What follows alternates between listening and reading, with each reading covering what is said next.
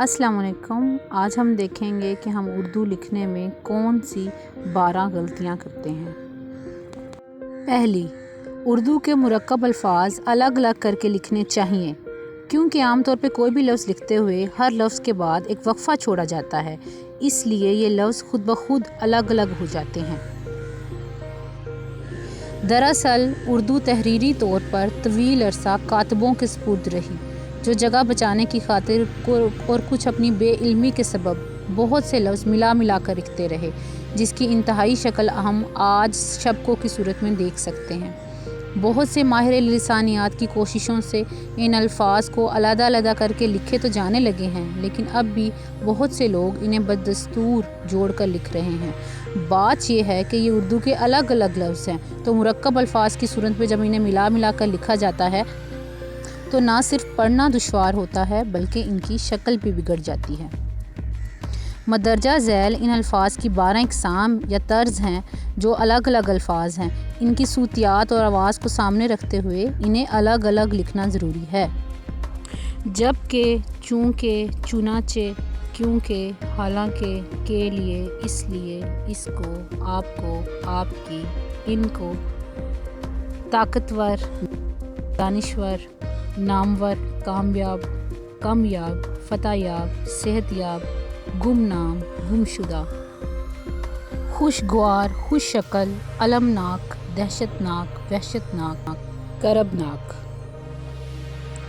सेहतमंद, अक्लमंद, दानिशमंद, शानदार, जानदार, कारदार, अनमोल, अनजान, अनमिट, अनदेखा, अनछुआ, बेवकूफ़, बेजान, बेकार, बेख्याल, बेफ़िक्र, बेहुदा, बेदिल, बेशरम, बेनाम, अमृतसर, किताबचा, खूबसूरत, खूबसूरत सीरत वगैरह।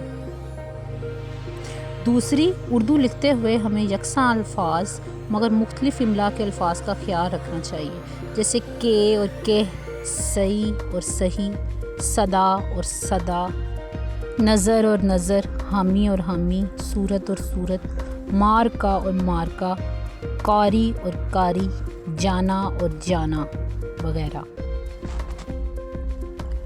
उर्दू का अहम ज़ख़ीरा अल्फाज फ़ारसी के अलावा अरबी के अल्फाज पर भी मुश्तमिल है, जिसमें बहुत सी तरकीब भी अरबी की हैं। उनको लिखते वक्त उनके इमला का ख्याल रखना चाहिए, जिसमें बाज़ औक़ात अलिफ खामोश होता है, जैसे बिल्कुल, बिलखुसूस, बिलफ़र्ज़, बिलगर्ज़, ज़ुल्करनैन वगैरह। जबकि कहीं छोटी ये या किसी और लफ्ज़ पर खड़ी ज़बर होती है, जो अलिफ की आवाज़ देती है, जैसे वज़ीर आला, रहमान, उज़्मा और इसहाक वगैरह। इस तरह अरबी की बहुत सी तरकीब में लाम साकित होता है, जैसे अस्सलामु अलैकुम, उसे लाम के बगैर लिखना एक बहुत फाश गलती है। चौथी, ज़ेर वाले मुरक्कब अल्फाज जैसे जाने मन, जाने जहाँ, शान ज़हरा, फ़ख्र पंजाब, अहले मोहल्ला की गलती भी दुरुस्त करना ज़रूरी है। पाँचवीं, अपने जुमलों में मुस्तकबिल के बारे में गुफ्तगू करते हुए कर देना नहीं बल्कि कर देंगे लिखना चाहिए, जैसे कि अब तुम आ गए हो तो तुम बोल बोल के मेरे सर में दर्द कर दोगे। अब टीचर आ गए हैं तो तुम किताब खोल कर पढ़ने की अदाकारी कर लोगे। छठी, उर्दू के मुहम्मल अल्फाज में शीन का नहीं बल्कि वाव का इस्तेमाल किया जाता है, जैसे किताब वताब, क्लास वलास, स्कूल वकूल, पढ़ाई वढ़ाई, आदत वादत, शादी वादी। इन्हें किताब शताब या क्लास शलाश लिखना गलत है। सातवीं, उर्दू में 2 ज़बर यानी कि तनवीन वाले लफ्ज़ों को दुरुस्त लिखना चाहिए।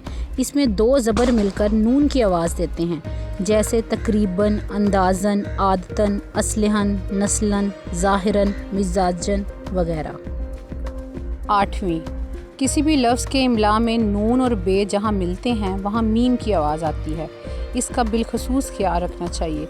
नून और बे ही लिखा जाए, मीम ना लिखा जाए, जैसे अंबार, मिंबर, अम्बू, अम्बाला, इस्तंबुल, अम्बिया, संबल, संभाल, अचंबे, अम्बरीन, सुंबल वगैरह।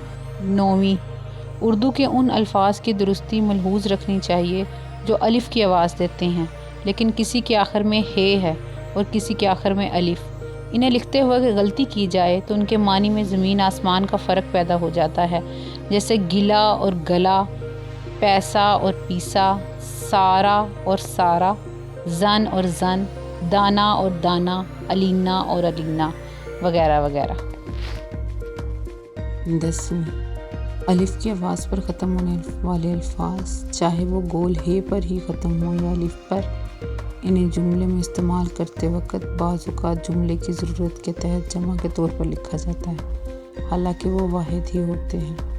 ایسے میں جملے کا پچھلا حصہ یا اس سے پہلے والا جملہ یہ بتا رہا ہوتا ہے کہ یہ دراصل ایک ہی چیز کا ذکر ہے، جیسے کمیل کے پاس ایک بکرا تھا، اس بکرے کا رنگ کالا تھا۔ میسم کے پاس ایک چوزا تھا، چوزے کے پر بہت خوبصورت تھے۔ سلمان کا نظریہ امن ہے اور اس نظریے کے تحت ہم محبتوں کو پھیلانا چاہتے ہیں۔ فصیح نے جلسے میں ایک پرجوش نعرہ لگایا۔ اس نعرے کے بعد لوگوں میں جوش و خروش بڑھ گیا۔ ایک کوا پیاسا تھا، اس کوے نے پانی کی تلاش میں اڑنا شروع کیا۔ 11ویں، انگریزی الفاظ لکھتے وقت خیال رکھنا چاہیے کہ وہ الفاظ جو رائج ہو چکے ہیں یا جن کا کوئی ترجمہ نہیں ہے یا ترجمہ ہے تو وہ استعمال نہیں ہوتا، انہیں انگریزی میں ہی لکھ دیا جائے۔ دوسری بات یہ ہے کہ جن انگریزی الفاظ کو اردو میں لکھا جائے ان کی جمع اردو کی طرز پر بنائی جائے، نہ کہ انگریزی کی طرز پر، جیسے اسکول کی اسکولوں، کلاس کی کلاسوں، یونیورسٹی کی یونیورسٹیوں۔